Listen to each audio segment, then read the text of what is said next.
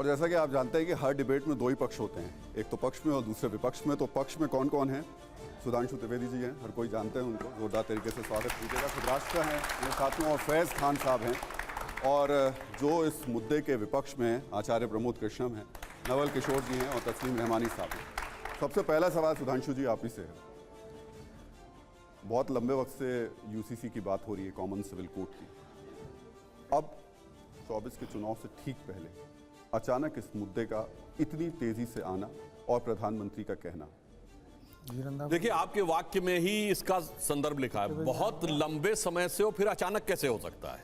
जो चीज बहुत लंबे समय से चली आ रही हो, ये 1980 में भारतीय जनता पार्टी की स्थापना से लेके 1951 में जनसंघ की स्थापना से लेके हमारे मुख्य मुद्दों में से एक था, और ये उससे पहले से है। संविधान निर्माताओं के मनोभाव यही थे कि एक कॉमन सिविल कोड होना चाहिए। और अगर किसी को कंफ्यूजन है तो मैं बता देना चाहता हूं, 23 नवंबर 1948 को संविधान सभा की डिबेट में बाबा साहब अंबेडकर ने यह कहा था कि मेरे ये समझ से परे है कि क्यों एक समान भारतीय कानून नहीं होना चाहिए। वो उदाहरण दे रहे हैं कि अंग्रेजों के जमाने में 1939 से पहले तक सब जगह कॉमन कानून था। इवन वो इलाके जो आज के पाकिस्तान और बांग्लादेश बन गए, नॉर्थ वेस्ट फ्रंटियर प्रोविंस जो खैबर पख्तूनवा है, उसमें भी कॉमन सिविल कोड था। तो उन्होंने कहा हम स्वतंत्र भारत में क्यों नहीं कर पा रहे हैं। अब संविधान के आर्टिकल 44 में जो नीति निर्देशक तत्व हैं, उसमें लिखा हुआ है कि शैल इंडीवर, यानी राज्य को यह प्रयास करना है, इसे सुनिश्चित करना है कि ये होगा। और एक नहीं, कम से कम 4 या 5 बार तो सर्वोच्च न्यायालय और कम से कम 10 बार अनेक राज्यों के उच्च न्यायालय कह चुके हैं। फिर भी किसी को अचानक नजर आता है तो मुझे इसमें बहुत समस्या नजर आती है। कारण एक और बात बता दूं, कॉमन सिविल कोड इस देश में तो एक जगह लागू है, गोवा में, जो हाईली क्रिश्चियन डोमिनेटेड राज्य है। तो कोई अल्पसंख्यक बहुसंख्यक का मुद्दा नहीं है। ये बताइए, क्रिश्चियंस ने कोई आपत्ति नहीं दर्ज की है, ना सिखों ने, ना बौद्धों ने, ना यहूदी, ना पारसी, ना जैन। फिर प्रॉब्लम कहां है? सुधांशु जी, प्रॉब्लम जहां है वो मैं आपको बताऊंगा, लेकिन अचानक शब्द का जो जिक्र आ रहा है वो कांग्रेस की तरफ से आ रहा है। वो ये कह के आ रहा है कि 9 साल से आपकी सरकार है, तब तो नहीं आए, अचानक अब इस बार जब चुनाव आने वाले हैं। देखिए, ये बचकाने तर्क कांग्रेस को नहीं देने चाहिए। 2014 में हमारी सरकार आई थी, 2019 तक हमारा राज्यसभा में बहुमत था। क्या हम ऐसा कोई प्रस्ताव पारित करवा सकते थे? 2019 के एंड में हमारे पास बहुमत आया, हमने 35 से 370 दोनों हटाया। उसके बाद 2020 में कोविड आ गया, 2 साल तो कोविड में चले गए, तो 1.5-2 साल आए। और कांग्रेस वालों को मैं याद दिलाना चाहता हूं, सुनिए, ये जानते हैं क्यों नहीं हो पाया? वो मानसिकता आज तक है। मैं कोट कर रहा हूं जवाहरलाल नेहरू को। जवाहरलाल नेहरू ने 1956 में एक हंगेरियन जर्नलिस्ट जिसका नाम था टिबोर मेंडे, उसको दिए गए अपने इंटरव्यू में कहा है, लंबा इंटरव्यू दिया है 3 घंटे का, जिसे उसने अपनी किताब Nehru the conversation with Nehru on India in the world, उसमें कॉमन सिविल कोड के बारे में पूछा। अब नेहरू बड़े गर्व से बता रहे हैं कि मैंने हिंदू समाज के लिए तो परिवर्तन कर दिया है, वहां कोई दूसरी शादी नहीं कर सकता, यह गुनाह हो गया है। वहां पर सक्सेशन में हम पर्सनल लॉ भी ला रहे हैं। बट वर्ड जानते हैं नेहरू क्या प्रयोग करते हैं? बट वो पूछता है तो मुसलमानों के लिए क्यों नहीं?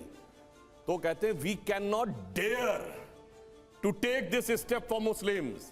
हमारी हिम्मत नहीं है, हैसियत नहीं है कि हम मुसलमानों के बारे में यह बात कहें। अब वो कहता है, जर्नलिस्ट कहता है, जब टर्की में हो सकता है जो मुस्लिम देश है, वहां कॉमन सिविल कोड हो गया, तो यहां क्यों नहीं? कहते वो मुस्लिम देश है इसलिए कर सकता है। हम तो ऐसे देश हैं जहां मुसलमानों को यह नहीं लगना चाहिए कि हम उनकी धार्मिक भावना में जरा भी हस्तक्षेप कर रहे हैं, इसलिए हम ये नहीं करना चाहते हैं। तो मेरे विचार से नेहरू जी के भक्तों को कम से कम अपने ही नेहरू जी के वक्तव्य ध्यान में है। वही मानसिकता जो 56 में थी वो 2023 में है कि दे कैन नॉट डेयर। और उस डेयर ने क्या किया है, मैं एक वाक्य और पूरा कर दूं, उस डेयर ने जानते हैं नुकसान मुसलमानों का किया है। कैसे?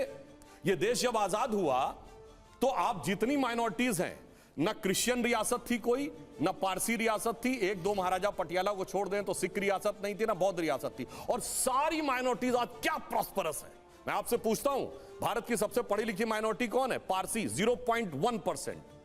सबसे प्रॉस्परस, सबसे ज्यादा इनकम टैक्स देने वाले कौन है? माइनॉरिटी है, जैन, 1%। सबसे इंटरप्रेन्योर कौन है? सिख 1.8%। सब कहां से कहां पहुंच गए।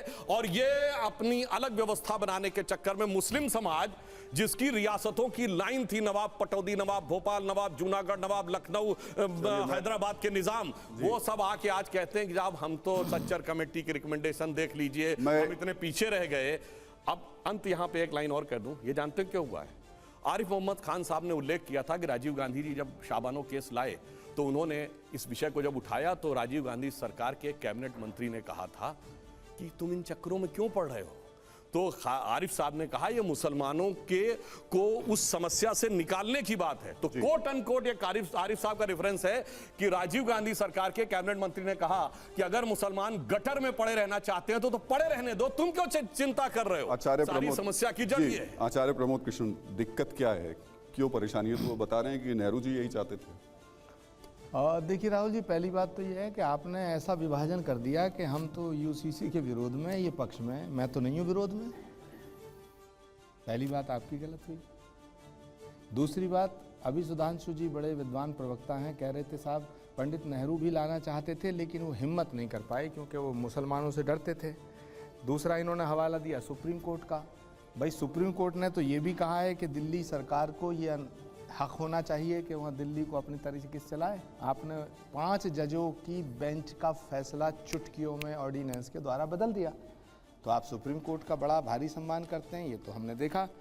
रही बात ये कि आप कॉमन सिविल कोड इसलिए लाना चाहते हैं कि क्योंकि नेहरू जी चाहते थे, पंडित नेहरू की इच्छा थी।